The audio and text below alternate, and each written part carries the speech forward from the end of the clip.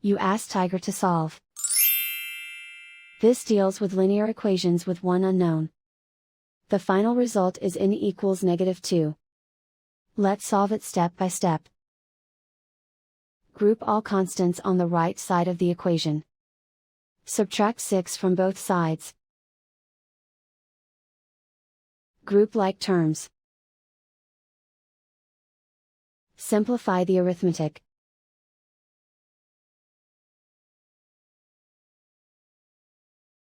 Isolate the n.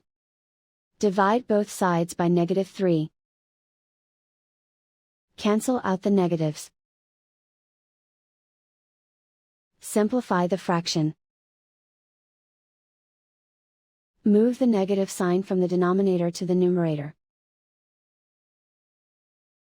Find the greatest common factor of the numerator and denominator. Factor out and cancel the greatest common factor.